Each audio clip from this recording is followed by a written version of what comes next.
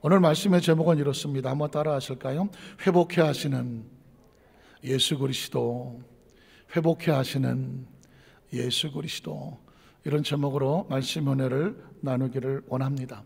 지난 주간에는 벌써 76년이나 됐어요. 76주년 8.15 광복절이 있었습니다. 기억하십니까? 광복이라는 단어가 무슨 뜻일까요? 광복. 광복이라는 것은 한문으로 보면 빛광자에다가 다시 회복한다, 다시 돌아온다는 복이라는 의미를 가지고 있습니다. 그러니까 다시 빛을 찾는 것입니다. 다시 빛을 찾는다. 일제 36년 강점기에 그 식민지 통치를 해서 진짜 우린 모든 것을 잃어버렸습니다. 주권을 잃어버렸죠. 나라를 잃어버렸죠. 영토를 잃어버렸죠. 이름을 잃어버렸죠. 문화를 잃어버렸죠. 수많은 가족들을 잃어버렸습니다. 수많은 것을 수탈을 당했습니다. 그 처참한 어둠의 시간이었습니다. 빛이 1점도 없었습니다. 그런데 정말 하나님의 은혜로 다시 빛을 회복하게 됐습니다. 주권을 되찾고, 나라를 되찾고, 영토를 되찾고, 이름을 되찾고, 가족을 되찾고, 문화를 되찾으면서 대한민국이 출발하는 새로운 시점, 그것을 뭐라고 말한다? 광복절이라고 하는 것입니다. 가만히 묵상해 보면 참 우리나라는 전 세계에서 가장 작은 나라 중에 하나인데, 그것도 허리가 동강이 나서 반쪽인데, 그럼에도 불구하고 진짜 이 한반도는 수천 번의 외세 침입이 있었고, 뭐 임진왜란, 병자호란, 역사 속에 갔지만 처참한 전쟁이었고, 일제 36년은 뭐 끔찍하게 말이 없고, 6.25 동족상잔에 북한의 남침, 이 전쟁은 정말 대한민국 한반도를 초토화시키지 않았습니까? 그 전쟁 이후에도 여러 가지 많은 고비가 많았는데, 하나님께서 이 민족을 버려두지 아니하시고 건지시고 보호하셔서 지금 가장 작은 나라 같지만 전 세계에서 이름을 날리는 정말 우뚝 서는 나라로 세워주셨습니다. 이게 누구의 은혜일까요? 대통령을 잘 뽑아서 된 건 아니라는 것은 대통령의 역사를 보면 알죠. 정말 가슴 아픈 역사를 가지고 있습니다. 다시는 그런 역사가 없어야 되는데 잘 모르겠습니다. 어쨌거나 이 민족이 여기까지 온 것은, 빛을 찾은 것은 하나님이 보호하사 우리나라 만세죠. 하나님이 보호하사 우리나라 만세, 하나님이 지켜주지 않으면 여기까지 올 수가 없는 것입니다. 한 나라가 이러건대 여러분 개인의 삶도 마찬가지죠. 성경에 보면 하나님이 어떤 분일까? 하나님의 속성 중에 하나가 뭐냐면 자기 백성을 건지시고 회복시키시는 하나님입니다. 여호와 야훼라는 말이 뭐냐? 건져낸다는 뜻이거든요. 건져낸다, 구속한다, 이런 뜻이거든요. 그러니까 하나님의 속성은 자기 백성을 자신의 아들 예수 그리스도를 통하여 이 땅에 보내주심으로 그를 통하여 믿는 자마다 절대로 멸망하지 마라, 하나님의 뜻이 아니라 멸망하지 않고 영생을 회복해라, 빛을 회복해라, 이게 하나님의 속성이거든요. 오늘 성경 속에서 하나님 회복해 하시는 예수님의 모습을 통하여 말씀을 함께 상고하기 원합니다. 첫 번째로 죄로 무너진 인간. 죄는 여러분 끔찍한 겁니다. 죄는 저주와 사망을 가져오기 때문에 죄가 들어오면 바로 무너집니다. 죄로 무너진 인간을 예수 그리스도를 말미암아 회복해 주셨습니다. 창세기장 15절 17절에 보면 죄의 대가가 얼마나 처참한지를 성경은 기록합니다. 야훼 하나님이 그 사람을 이끌어 에덴 동산에 두어 그것을 경작하며 지키게 하시고, 야훼 하나님이 그 사람에게 명하여 이르시되 동산 각종 나무 열매는 내가 임의로 먹되 선악을 알게 한 나무 열매는 먹지 말라. 명령이죠. 내가 먹는 날에는 무슨 뜻일까요? 명령을 어기고 불순종을 하고 말씀을 떠나고 하나님을 대적하고 네가 하고 싶은 대로 마음대로 하면 어떻게 되리라? 반드시 죽으리라는. 주권은 하나님께 있으니, 주권은 하나님께 있으니 피조물인 인간이 주권자인 하나님의 말씀을 어기고는 살 수 있다 없다? 살 수가 없습니다. 우주에도 법칙이 있고 자연에도 법칙이 있는데 생명에도 법칙이 있잖아요. 저와 여러분이 어떻게 하면 안전하고 어떻게 하면 위험한지 알죠. 차량을 타고 운전을 하다가도 어떻게 하면 차가 안전하고 어떻게 하면 위험한지 알죠. 그걸 법규라고 말하지 않습니까? 마찬가지입니다. 이 땅에 생명이 살아가는데 하나님 안에서도 법칙이 있는데 말씀 안에 있으면 살고 말씀을 벗어나면 그걸 뭐라고 말한다? 죄라고 말하는데 죄는 어떻게 한다? 저주와 사망을 가져온다. 창세기 3장 17절로 19절에 보면 아담에게 이르되 내가 네 아내의 말을 듣고 내가 내게 먹지 말라 한 무슨 뜻일까요? 명령이죠. 나무 열매를 네가 먹었은즉 죄를 범했은즉. 죄란 이야기입니다. 먹는 이야기가 아니라 죄의 이야기입니다. 죄를 지으면 어떻게 될까? 먹었은즉 그 다음에 보면 땅은 너로 말미암아 저주를 받고 죄는 뭘 끌고 온다? 저주를 끌고 오는 거죠. 그러니까 죄는 순간의 유혹과 탐욕과 쾌락과 어떤 잠시의 세상의 만족일지 모르지만 죄는 바로 뭘 끌고 들어오느냐? 저주를 끌고 들어와요. 그래서 땅은 너로 말미암아 저주를 받고, 그래서 저주는 뭐냐? 평생의 수고에도 소득이 없어.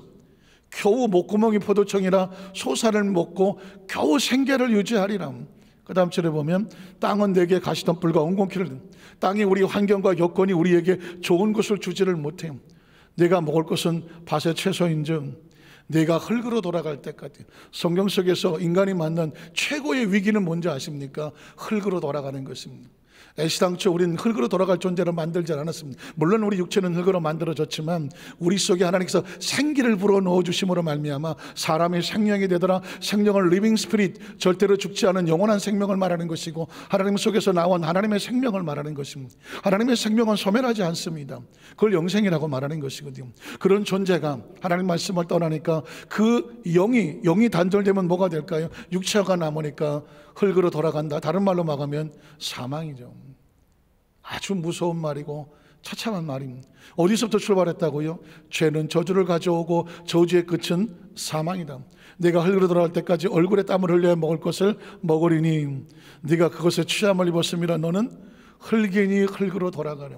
이 땅의 생명은 천하보다 소중하나 하나님의 말씀을 떠나서 그 영이 사라지면, 관계가 떨어지면 육체는 흙이 돼서 영혼이 사라지게 되죠. 이게 성경 속에서 말하고 있는 죄의 대가, 저주와 사망인 것입니다. 또한 성경 그 다음 4절로 6절에 보면, 4장절을 보면 야훼께서 가인에게 이르시되 내가 분하여 하면 어찌 됨이며 안색이 변하면 어찌 됨이냐. 내가 선을 행하면, 인간은 본능적으로 선을 행하고 말씀 안에 있으면 떳떳합니다. 자유로웁니다. 그래서 편안하게 되어 있습니다. 그러면 어찌 낯을 들지 못하겠느냐? 내가 지금 낯을 들지 못하고 있다는 얘기죠. 그러면 선을 행하지 아니하면, 다른 말로 바꾸면 불순종하면, 죄를 지으면 어떻게 될까요? 죄가 문 앞에 다가온, 선을 행하지 않는 순간 죄가 너는 내 친구야, 내가 너를 잡고, 마치 사자가 먹이를 잡으려고 웅크리고 있는 것처럼 죄가 웅크리고 있다가 선을 행하지 않으면 덜커덕 잡는다는 것입니다. 그러니까 어떻게? 죄가 너를 원한다. 배고픈 사자가 먹이를 찾으려고 입에 침을 질질 흘리며 잡으러 오는 것처럼 죄라고 하는 것은 우리를 잡으려고 혹시 하나님 말씀의 문 밖으로 나오기를 기다리는 것처럼 이 사실을 알고 너는 어떻게 해라? 죄를 다스려라. 죄를 다스려, 죄에 먹히지 말고 죄를 걷어차고 죄와 분리되고 죄를 이겨내라. 그게 뭘까요? 우리의 생명을 보존하고 지키는 것입니다. 죄라는 것은 참 처참합니다. 민수기 14장 34절로 35절에 보면 너희는 그 땅을 정탐한 날수인 40일의 하루를 1년으로 쳐서 그 40년간 너희의 죄악을 담당하라. 자, 죄악을 담당한다는 얘기는 뭘까요? 죄는 뭘 가져온다? 저주를 가져온다. 저주의 끝은 무엇이다? 사망이다. 그러니까 너희가 지금 하나님 말씀을 떠나서 죄를 지금 담당해야 되면 결과는 뻔히 보입니다. 그 다음 절에 보면 너희는 그제서야 내가 싫어하면, 하나님이 싫어하는 걸 다른 말로 바꾸면 죄라고 말하는 것입니다.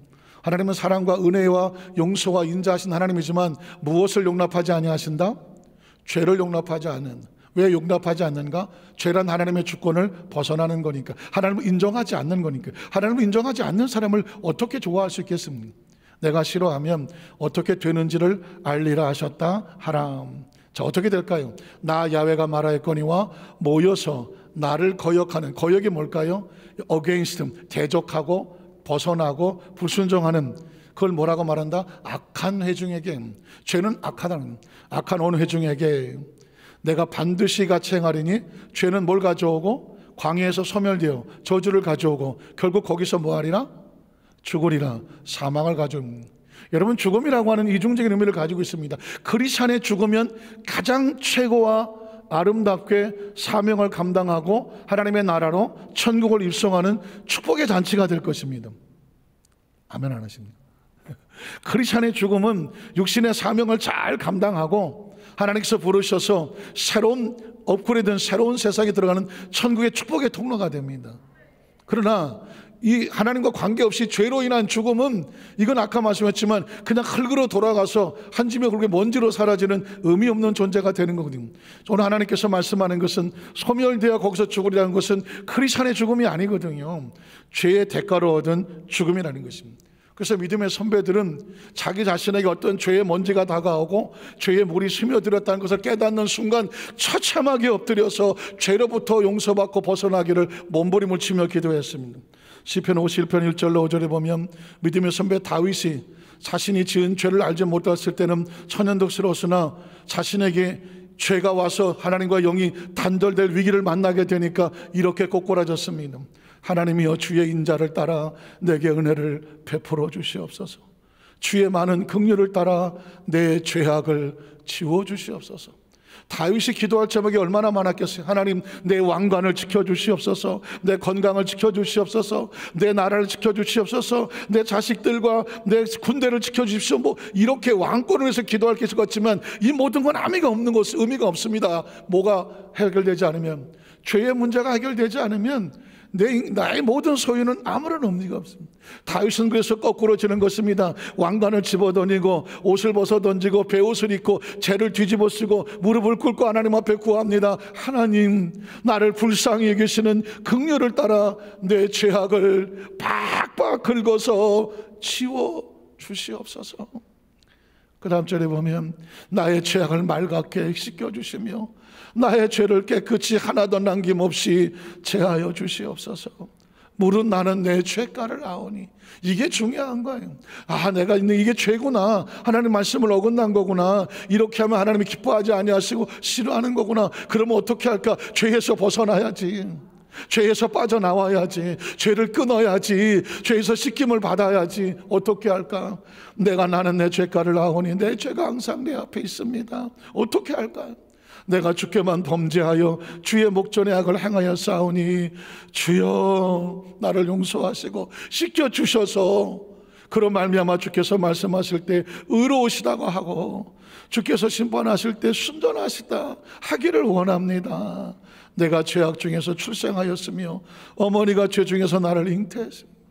내 원죄가 있고 내가 저지른 자범죄가 있으니 이 죄를 어떻게 했으면 좋겠습니까? 그래서 다윗은 6절로 12절에 계속 부르짖는 것입니다. 보소서, 주께서는 중심이 진실함을 원합니다.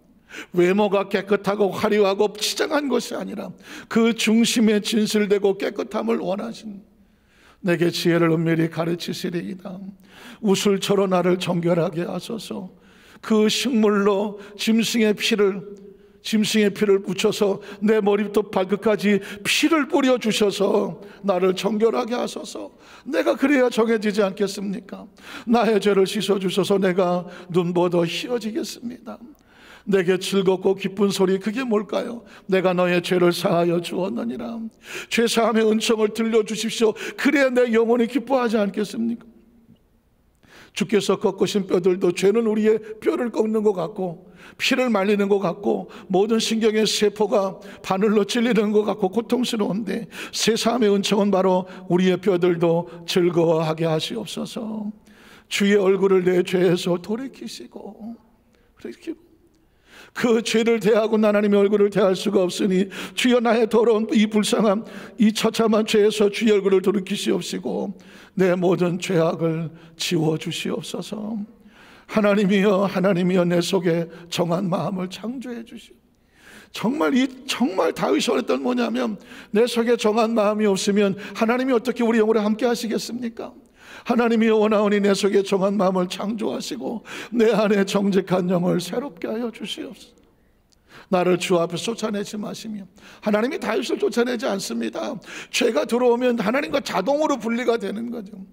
자동으로 분리가 되니까 마치 빛이 들어오면 어둠이 쫓겨나가는 것처럼 자동으로 분리되니까 쫓겨나가는 것처럼 보이죠. 나를 주 앞에서 쫓아내지 마시며 주의 성령을 내게서 거두지 마소서. 그리스도인들의 가장 절박하고 절실한 기도 제목은 뭘까? 혹시라도 내가 잘못하여 내 안에 성령님이 근심하여 떠나지 아니하시도록 내 안에 성령을 거두지 마시옵소서. 주의 구원의 즐거움을 내게 회복시켜 주시고 차원하는 심령을 주사 나를 붙들어 주시옵소서. 이건 다윗의 기도만은 아니잖아요. 오늘도 죄와 싸우고 죄를 이겨서 몸부림을 치는 하나님의 사람들이 혹시라도 죄의 먼지가 우리 속에 붙는다고 하면 다윗 아니 그 이상으로 기도한, 저도 이런 기도 너무 많이 해서 하나님 내 속에 정한 마음을 창조하여 주시고 내 안에 새로운 영을 부어주시고 주의 성령을 내게서 떠나지 않게 하여 주시옵소서. 성령님이 떠나면 우리가 할 수 있는 건 아무것도 없습니다. 하나님께서는 이 간구를 외면하지 아니하시고 이미 구약시대에 메시아가 오셔서 우리의 죄를 사할 것을 예언해 주셨습니다. 이사야 53장 4절로 6절에 보니까 그는 실로 우리의 질고를 지고 우리의 슬픔을 당하였거늘 우리는 사악하기를 그는 징벌을 받아 자신이 뭘 잘못해서 징벌을 받아 하나님께 맞으며 고난을 당한다 하였노라. 그러나 그가 찔림을 가만히 보니까 무엇 때문일까요? 우리의 허물 때문이더라. 그가 상함을 가만히 보니까 우리의 죄악 때문에 메시아가 찔리고 상함을 받더라. 그가 징계를 받음으로, 메시아가 징계를 받음으로 누구의 죄 때문에, 누구의 허물 때문에, 우리의 죄, 우리 허물 때문에 그가 징계를 받음으로 우리는 그로 인하여 무엇을 누리고? 평화를 누리고, 그가 채찍에 맞음으로 우리는 나음을 받았도다. 10절로 11절에 보니까 우린 야훼께서 그에게 상함받게 하시길 원하사 질고를 당하게 하셨은즉 그의 영혼을 속건제물로 드리게 이르면 그가 시를 보게 되며 그의 날은 길 것이요 또 그의 손으로 야훼께서 기뻐하시는 뜻을 성취하리로다. 그가 자기 영혼에 수고한 것을 보고, 예수님 메시아가 왜 자기 영혼이 징계를 당하고 채찍에 맞고 생명을 내오는데 왜 만족할까요? 그로 인하여 온 인류의 죄를 용서하여 주시고 그 병을 담당하실 것을 아시기 때문에 만족하게 여기실 것이라는 것입니다. 그로 말미암아 어떻게 된다고요? 나의 의로운 종이 자기 지식으로 많은 사람을 이롭게 하며 또 그들의 죄악을 친히 어떻게 하리로다? 담당하시는 것은, 예수님을 구주로 믿으시면 아멘 하시기 바랍니다. 예수를 구주로 믿는다는 것은 뭘까? 그분으로 말미암아 우리의 모든 과거, 현재, 미래의 죄를 그가 담당해 주신다는 것이죠. 사실은 우리가 예수를 믿었다면 예수님에 대해서 아주 조목조목 예수님이 하시는 것들을 살펴볼 필요가 있는데, 예수님의 탄생은 이렇게 기록합니다. 마태복음 1장 18절로 21절에 보면 예수 그리스도의 나심은 이러하니라. 그의 어머니 마리아가 뭘 했을까요? 요셉과 약혼하고 동거하기 전에 성령으로 됐다. 이거는 그냥 남녀가 결혼해서 아니면 남녀가 관계를 해서 생명이 생긴 게 아니다. 성령으로 잉태된 게 나타났다. 그렇다면 뭘까요? 하나님께서 뭔가 하시고자 하는 거죠. 잉태된 것이 나타났더니 그의 남편 요셉은 의로운 사람이라 그를 드러내지 않냐고 가만히 끊고자 하여 이 일을 생각할 때 주의 사자가 현몽하여 이르되 다윗의 자손 요셉아 네 아내 마리아 데려기를 무서워하지 마라. 그게 잉태된 자는 성령으로 된 것. 이거 뭘? 하나님께서 지금 뭔가 일하시고 운행하시는 거다. 네가 하는 것이 아니다. 하나님의 성령이 하시는 거다. 뭘 하실까요? 그 다음 절에 보면 아들을 낳으려니 이름을 예수라 하라. 수천 번 수만 번도 더 들었던 이야기죠. 여기서 예수가 왜 등장을 합니까? 그의 이름은 왜 예수이어야 합니까? 하나님께서 약속하셨던 그 메시아가 와셔서 우리의 병을 담당하시고 죄를 짊어지셔야 되기 때문에 그 이름은 예수가 되어야 되는데, 그 예수의 이름의 뜻이 뭘까요? 이는 그가 자기 백성을 그들의 죄에서 어떻게 구원하신다는 것입니다. 예수님을 구주로 믿으면 다시 한번 아멘 하시기 바랍니다. 예수님이라고, 예수가 그런 것을 믿는 것은 예수로 말미암아 우리의 과거와 현재 미래의 죄를 주님이 담당하여 주심으로 말미암아 죄에서 광복을 하는 거예요. 죄에서 회복을 하는 거예요. 이 죄의 문제는 사실 우리가 사는 날 동안에 끊임없이 연기처럼 독보스처럼 치고 돌아올 것입니다. 그때마다 반드시 가슴에 숙게 될 것은 뭐냐? 예수 그리스도를 말미암아 우리는 구원을 받았습니다. 깨끗함을 받았습니다. 의로움을 받았습니다. 심지어 우리가 죄 속에 있을 때 이미 우리를 용서해 주셔서 하나님께서 우리를 향한 사랑을 확증해 주셨습니다. 요한복음 1장 29절에 보면 그래서 이튿날 요한이 예수께서 자기에게 나오심을 보고 이르되 보라 세상 죄를 지고 가는 하나님의 어린 양. 예수가 누구인가 다들 궁금해할 때 예수님의 첫 번째 정체성은 뭐냐? 세상의 모든 죄를 짊어지고 가시는 하나님의 어린 양 제물이었던 것입니다. 마태복음 9장 1절로 6절에도 보면 예수님이 죄를 용서하시는 권세가 있음을 선포하십니다. 예수께서 배에 오르사 건너가 본 동네에 이르시니 침상에 누운 중풍병자를 사람들이 데리고 오거늘 예수께서 그들의 믿음을 보시고 중풍병자에게 이르시되 소자야 작은 자야 안심하라 네 죄사함을 받았느니라는 거죠. 여러분 중풍병자가 침상에 뒤에 왔으면 중풍병에서 일어날지어다가 이게 급하잖아요. 근데 여러분 병이 고쳐지는 것보다 더 급한 건 뭘까? 죄가 용서되는 것입니다.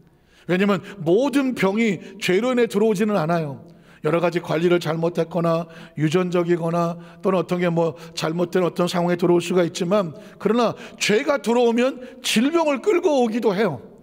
근데 이 사람은 뭐냐? 죄로 들어온 질병이었어요. 그래서 그 사람에게 시급한 것은 병을 고치기 전에 뭐가 나가야 돼? 죄가 나가야 돼요. 네 죄사함을 받았느니라. 그랬더니 말이 많죠. 어떤 서기관들이 속으로 이르되 이 사람의 신성을 모독하던 하나님만 죄를 고치는 용서하시는데 아니 목수의 아들이 무슨 죄를 용서한다고 하나. 그때 예수께서 그 생각을 하시고 이르시되 너희가 어찌하여 마음에 악한 생각을 하느냐.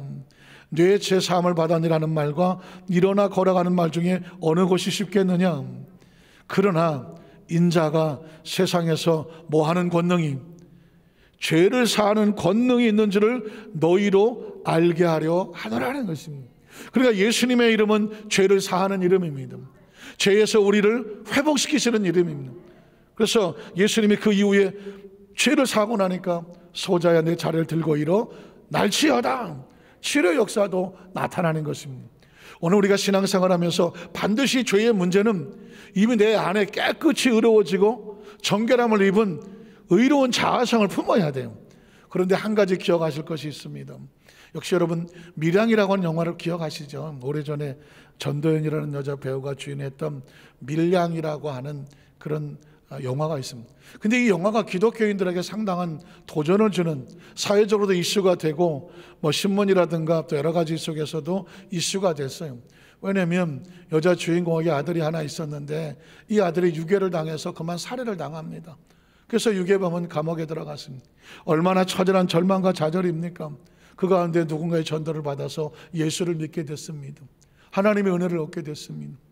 그러고 나서 보니까 자신이 죄인임을 알게 되고 용서를 받았습니다. 그러니까 어떤 마음이 생기냐면 자기 아들을 유괴해서 죽였던 그 유괴범을 찾아가서 용서해 주고 싶은 마음이 있었습니다. 그래서 그 교도소에 면회를 하고 유괴범을 만났습니다. 그 유괴범이 그 교도소에서 정말 참회를 하고 그리고 아이 엄마를 만났을 때는 정말 눈물을 흘리며 내가 잘못했습니다. 정말 그런 회개의 마음을 해줄 줄 알았습니다. 그런데 그 유괴범은 천연덕스럽게 이렇게 말합니다. 나도 이 교도소에서 하나님을 만났어. 나도 예수를 믿게 됐어. 그 예수를 믿고 나니까 예수님이 나의 죄를 다 용서해 주신다고 하더만 이제 나도 용서를 받았어. 더 이상 난 죄인이 아니요. 그러면서 아주 떳떳하게 천연덕스럽게 이 아이 엄마에 대해서 아무런 용서를 구하지 않더라는 것입니다. 이 아이 엄마는 거기서 절망을 합니다. 하나님, 아무리 잘못을 해도 예수님 앞에 용서 회개하고 죄사함 받았다고 용서만 받으면 그걸로 끝입니까? 죽은 내 아들은 어떻게 됩니까? 아들을 잃은 나는 뭐가 됩니까? 거기서 절망을 하며 신앙적인 방황을 하는 거예요. 어떻게 생각하십니까? 아무리 죄인이라도 예수 이름으로 용서를 받을 수 있는 것은 맞지만 그러나 하나님께 용서받았다고 해서 세상에서는 막 살아도 삽니까? 그 전에 잘못해야 될 모든 죄책감은 다 잃어버리는 것. 그래서 그 전에 나에게 돌을 던졌던 사람들 나와보라 그래. 나 용서받았어. 이렇게 말해도 되겠습니까? 기독교의 진정한 용서란 뭐냐? 용서받음이란 뭐냐? 내가 하나님으로부터 용서를 받았어. 그 은혜를 받았어. 그러고 보니까 내가 뭘 잘못했는지 깨달았어. 그러면 적어도 그 다음 단계 이웃과 더불어 화목할 수 있다면 내가 아프게 했던 사람, 나의 잘못에서 상처를 입은 사람 어떻게 해야 될까요? 찾아가는 용기, 먼저 손을 내밀어 주는 용기, 자신의 잘못을 고백해 줄 수 있는 용기, 그래서 그로 말미암아 하나님과 화목하게 됐으면 더불어 이웃과도 화목해라. 믿으십니까? 십자가가 그런 것 아니겠습니까? 하나님과의 화목으로 끝나는 것이 아니라 이웃의 손을 부여잡고 내가 잘못했던 걸 용서해 주세요. 내가 잘못했습니다. 내가 부족했습니다. 내가 모자랐습니다. 자신의 잘못을 알고 먼저 손을 내밀어 줌으로 말미암아 피차에 서로 화해하고 화목하고 용서해야 하는, 이렇게 될 때 비로소 하나님 사랑, 이웃 사랑, 그것이 자기 자신을 사랑하며 진정한 용서의 자유를 얻어지는 것입니다. 여러분, 우리 여주수 만산교회 성도들에게, 이 말씀을 듣는 모든 성도들에게 이 은혜가 함께 하시기를 주의 이름으로 축원합니다. 두 번째로, 몸과 마음이 무너진 인간, 이 상황도 예수님으로 인하 말미암아 회복을 내주셨습니다. 사실은 질병이라는 것은, 몸이 무너지는 것은 당연한 것이지만, 몸이 무너지면 뭐가 무너질까요? 환경과 여건이 한꺼번에 무너집니다. 마태복음 8장 2절로 4절에 보면 한 나병 환자가 무슨 병인가요? 문둥병이죠. 한센병이라고 요즘은 또 돌려서 말하기도 하죠. 나병 환자는 단어가 나오는 순간 무너지는 것입니다. 내 몸에 나병이 들었습니다. 병이 드는 건 아닙니다. 가정이고 공동체고 다 떠나서 지금도 완벽히 고치지 못하는 이 처참한 병, 그 당시엔 천형이요 하나님께 저주받은 병이라고 하는, 이걸 뒤집어 쓰고 얼마나 살겠습니까? 어떻게 살겠습니까? 이 나병 환자가 나와 절하며 이르되 주여 원하시면 저를 깨끗하게 하실 수 있나이다 하거늘 예수께서 손을 내밀어 그에게 대시며 이르시되 내가 원하노니 깨끗함을 받으라는 것입니다. 이 장면은 처음에는 병을, 예수님 문둥병 고치시는구나, 그런 줄 알았습니다. 그런데 문둥병뿐만 아니라 이 문둥병에서 나으면 어떻게 될까요? 이 사람의 생명이 회복이 되지 않습니다. 삶이 회복이 되고, 가정이 회복이 되고, 미래가 회복이 되고, 꿈이 회복이 되지 않겠습니까? 인생이 회복되지 않겠습니까? 몸과 마음이 무너졌던 모든 것들은 예수님께서 깨끗함을 바라기를 뭐한다? 내가 원하노니. 한번 따라하실까요? 내가 원하노니. 예수님은 저와 여러분의 몸뿐만 아니라 무너진 마음과 여건도 회복시키시기를 원하십니다. 그래서 어떻게 됐을까요? 그 다음 절에 보면 즉시 그의 나병이 깨끗하여졌다라는. 여러분 보십시오. 그의 나병이 깨끗해졌더라, 병이 나았다 정도가 아니라 이 사람의 새로운 삶이 출발하는 것이죠. 10절로 13절에 보면 예수께서 들으시고 놀랍게 여겨 다른 자들에게 이르시되 내가 진실로 너에게 이르노니 이스라엘 중에서 아무에게도 이만한 믿음을 보지 못하였노라. 또 너에게 이르노니 동서로부터 많은 사람이 이르러 아브라함과 이삭과 야곱과 함께 천국에 앉으려니와 그 나라의 본 자손들은 바깥 어두운 데 쫓겨나 거기서 울며 이를 갈게 되리라. 예수께서 누구에게? 백부장에게 이르시되 가라, 내 믿음대로 될지어다 하시니 그 즉시 하니라. 여러분, 수도 없이 많이 들었던 상황입니다. 자, 그런데 백부장의 하인이 중풍병에서 나았다, 이 체류 사건으로 끝나지 않습니다. 가끔씩 저는 그런 상상을 하게 되는데요. 자, 성경 이 사건 이후를 한번 상상해 보는 것입니다. 백부장의 믿음을 통하여 집에 놓이는 하인이 나왔습니다. 그 하인의 아픔으로 인하여서 온 집안이 막 정말 풍지박산 나고 모두들 가슴 아픈 그곳에 빛이 들어왔습니다. 하인이 일어났습니다. 힘을 얻었습니다. 하인의 가정이 힘을 얻고 같이 염려하던 하인들이 힘을 얻고 백부장도 마음의 기쁨을 얻고 온 집안이 살아워졌습니다.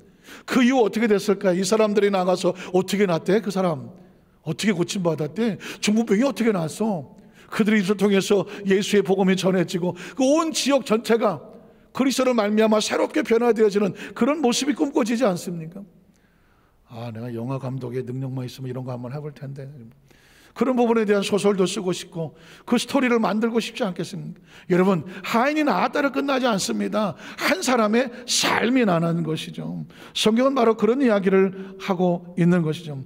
14절로 15절에 보면 예수 베드로의 집에 들어가서 그의 장모가 열병을 앓아 누운 것을 보시고 그의 손을 만지시니 열병이 떠나가고 여인이 일어나 예수께 수종들더라. 여기서 우리가 원하는 건 뭐냐? 예수님은 병을 고치기를 원하시는 거죠. 병을 통해서 무너진 그 삶을 고치기를 원하세요. 오늘 성경에 보니까 베드로가 우리 장모 고쳐주세요라는 말이 나옵니까? 장모가 예수님 보고 주여 나를 고쳐주십시오 라는 말이 나옵니까? 안 나옵니다.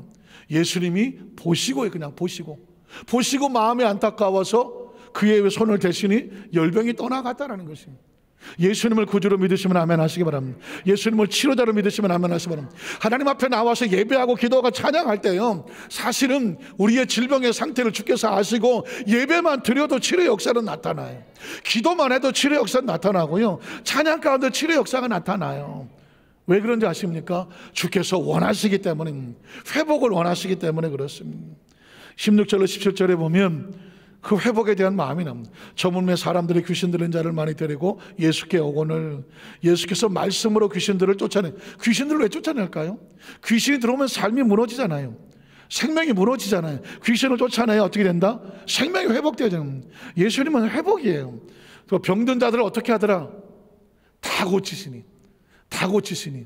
한번 따라서 병든 자들을 다 고치시니. 오늘 시간이 없으니까 여기까지가 아닙니다. 그 따라왔던 모든 병자들을 다 고치시라고 말하고 있습니다. 이야기는 뭘까요? 예수님은 모든 사람이 회복되기를 원하시는 겁니다. 결과 어떻게 됐어요? 왜 그렇게 하실까요? 이런 선지자 이사를 통해 하신 말씀에 우리 연약함을 친히 담당하시고, 또 병을 어떻게 짊어지셨다함을 이루려 하심이더라는 것입니다. 성경은 철저하게 어떤 상황에 있든지 간에 무너진 사람, 병든 사람, 상처 입은 사람들, 예수님을 만나면 회복을 함. 마치 어떤 어둠이 다가와도 빛을 비추면 어둠은 다 떨어져 나가는 것처럼 예수님의 생명을 만나면 질병은 사라졌습니다. 마태복음 9장 11절로 13절에 보면 바리새인들이 보고 그의 제자를 이르되 어찌하여 너희 선생은 세리와 죄인들과 함께 잡수시느냐. 그랬더니 예수께 들으시기를 이르시되 건강한 자에게는 의사가 쓸데없다. 난 뭐 튼튼한데 난 건강해 라고 한 사람이 병원을 찾겠습니까? 의사를 찾아가겠습니까? 필요 없습니다. 근데 병든 자는 약 한 알이 아깝고 의사의 처방 하나가 아깝습니다. 그러니 의사는 누구에서 필요한 것이냐? 병든 자에게 필요한 것이냐? 예수님은 누구에서 필요한 것이냐? 온전하여 난 문제없어 하는 집엔 예수가 필요 없습니다. 누구에게 필요하냐?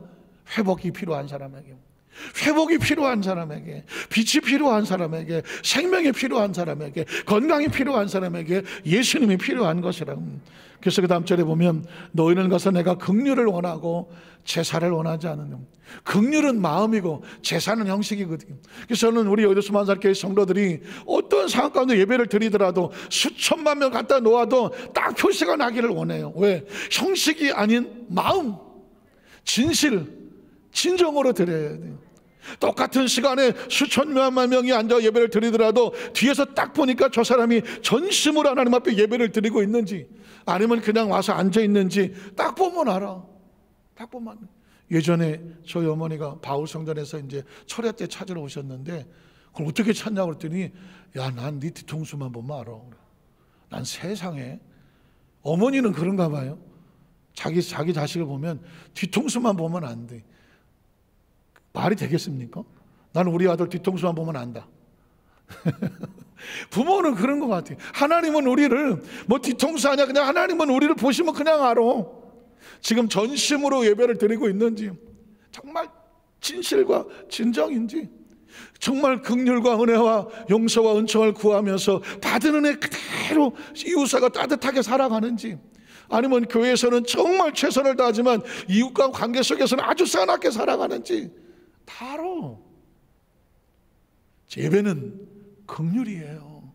제사란 형식인데 하나님은 형식을 원하지 않아요. 제가 가만히 생각하니까 이 국문학적으로 맞는다는지 몰라. 하나님이 싫어하시는 예배? 이게 말이 됩니까? 하나님, 예배는 하나님께 드리는 건데 하나님이 싫어하는 예배가 있어요? 말이 안 맞잖아요. 말이 안 맞아요. 그런데 오늘 성경 그렇게 말하지. 내가 싫어하는 제사가 있어. 그건 뭘까요? 마음이 없는 제사. 마음이 없는 제사. 마음. 그래서 저는 어떻게든지 중요한 것은 마음이다.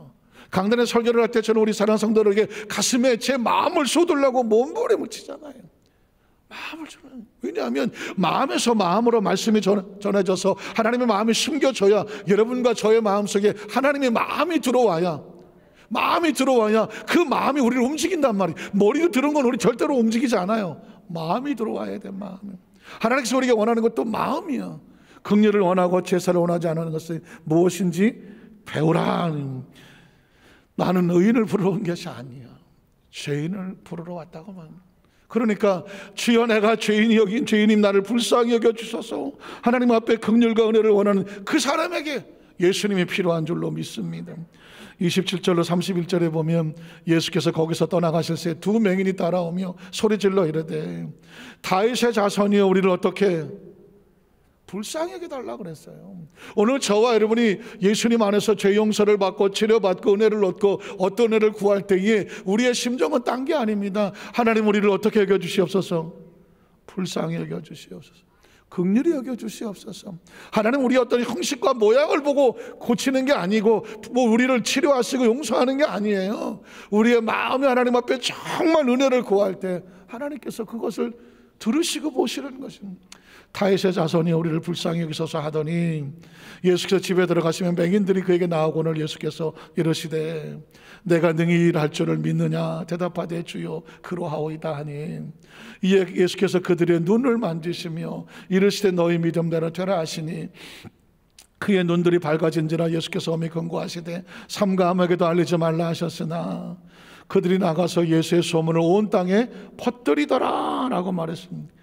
자, 이래서 예수님의 목적은 뭐냐? 하나님의 마음을 받아서 회복이 목적이다. 요한복음 3장 16절 17절 오늘 본문은 그래서 이렇게 말하는 것입니다. 하나님이 세상을 이처럼 사랑하사 독생자를 주셨어. 독생자를 주신 것도 사랑, 그를 믿는 자마다 멸망하지 않고 자기 백성을 멸망치 않게 하시는 것도 사랑, 영생을 되찾게 하려 주시는 것도 사랑. 그 예수를 믿으면 회복과 광복이 원래 걸 우리가 찾게 되는 것이죠. 18절에 보면 이렇게 말합니다. 하나님이 그 아들을 세상에 보낸 것 그를 믿는 자는 심판을 받지 않은 것이고 믿지 않는 자는 어떻게 돼요? 하나님 독생자 이름을 믿지 아니하므로 그냥 벌써 심판을 받은 거죠. 믿으십니까? 하나님의 나라는 원리와 원칙이에요. 회복의 하나님을 믿는 백성에게는 회복의 은혜가 임하고 아예 하나님 날 용서하시겠어? 은혜를 구하지 않는 자는 이미 바깥에 있기 때문에 이미 심판이 임한 것이라고 말씀을 하는 것입니다. 성경 속에서 우리를 회복하신 하나님의 모습 중에 하나가 뭐냐? 우리 인생이 혹시라도 무시되고 소외되고 좌절된 인간을 하나님은 하나님의 자녀로 예수를 통해서 회복을 해 주시더라. 이게 세 번째 말씀입니다. 세상에 무시된 인간을 하나님의 자녀로 회복해 하시더라. 마가복음 5장 25절 26절에 보면 저는 이 본문을 읽을 때마다 그렇게 눈물이 나요. 12회를 혈루증이 뭘까요? 만성 자궁 출혈이 하혈. 이게 한꺼번에 쏟아지면 그냥 죽는 거예요. 근데 한꺼번에 안 쏟아져. 조금씩 매일 쏟아져. 매일. 그러니까 죽지도 못하고 살지도 못하고 피골은 상접하고 온몸에 피비린내가 나. 아무리 닦아도 냄새가 지워지지 않아요. 가족이 살겠어요? 이웃이 옆에 오겠어요? 처참한 삶이. 이것보다 더 무서운 건 뭐냐? 하혈을 하면 이스라엘 율법에 따라서 부정한 여인이라고 그래요. 공동체에 모일 수도 없으며 사람들이 같이 함께 하지도 않아. 이야기는 뭐냐? 완전히 소외되고 따돌림을 당하고 버려진 인생이라는 것입니다. 이런 인생에도 희망이 있을까요?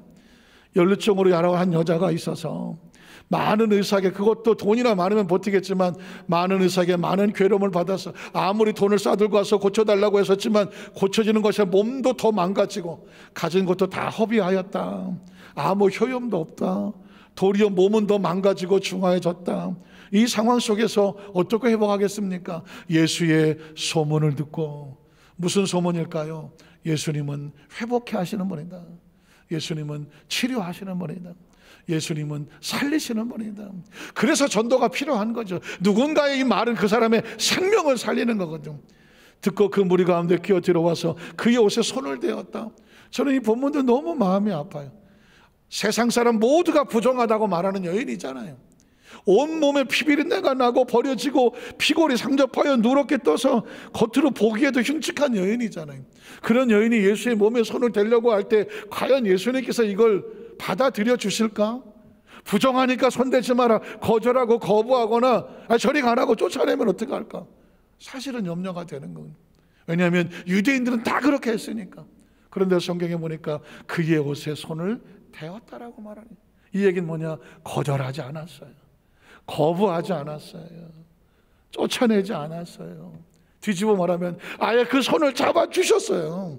왜 그렇게 하셨을까요? 손을 댔더니 어떤 일이 벌어졌을까? 이는 내가 그의 옷에만 손을 대어도 구원을 받으라 생각함일러라. 이에 그의 혈류의 근원이 곧 말랐다고 말하고, 그 혈류의 근원이 마를 수 있도록 예수님께서 자신의 몸에 손을 대는 그를 막지 않았다는 것입니다. 그게 뭘까요? 긍휼이고 사랑이고 은혜와 회복이고, 이 여인의 삶이 무시되고 소외된 삶이 회복할 수 있는 길을 열어주신 줄로 믿습니다. 왜냐하면 병이 난 몸에 깨달으니라. 그의 몸에 손을 댔더니 어떤 일이 벌어졌냐면, 예수께서 그 능력이 자기에게서 나간 줄 아시고, 능력이 뭘까요? 생명의 능력이죠. 여러분, 예수님은 생명입니다.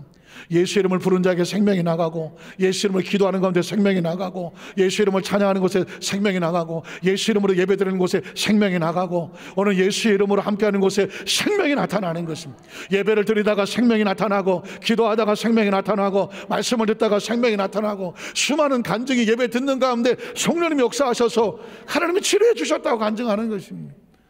스스로 아시고 무리 가운데 돌이켜 말씀하시되, 누가 내 옷에 손을 대었느냐 하시니, 제자들이 여짜오되 우리가 애워싸 미는 것을 보시며 누가 내게 손을 대었냐 물으시나이까 하되, 예수께서 일을 한 여자를 보려고 둘러보시니 여자가 자기에게 이루어지는 줄 알고, 왜? 세상 사람들 아무도 자기 용납해 주지 않았어. 자기 행동을 손가락질해서 돌을 던졌어, 야단하고 책망을 쳤어, 무시해서. 그래서 예수님도 혹시 나를 그렇게 하지 않을까 두려워하여 떨며 와서 그 앞에 엎드려 모든 사실을 여쭙습니다. 예수님의 반응은 이랬습니다. 예수께서 이제 따라 내 믿음이 너를 구원하였으니 평안히 가라. 평안히 가라. 이제부터 두려워하지 마라. 떨지 마라. 낙심하지 마라. 좌절하지 마라. 네 병에서 너여 건강할지어다. 네 저주에서 너여 건강할지어다. 네 아픔에서 너여 건강할지어다. 네 상처에서 너여 건강할지어다. 예수님이 원하시면 뭐냐? 회복이에요. 누가복음 19장 1절로 7절에 보면 이 사람도 비참해요. 예수께서 여리고로 들어가다가 지나가시더라. 삭개오 아십니까? 삭개오를 이름한 자가 세리장이에요. 이 사람은 난쟁이야. 사람들에게 인정도 받지를 못해. 그가 선택한 건 먹고 살라니까 로마 정부에 빌붙어서 그 권한을 가지고 동족들의 세금을 수탈을 해서 최대한 많이 긁어내서 원하는 것만 상납하고 나머지는 다 자기가 가져야 돼.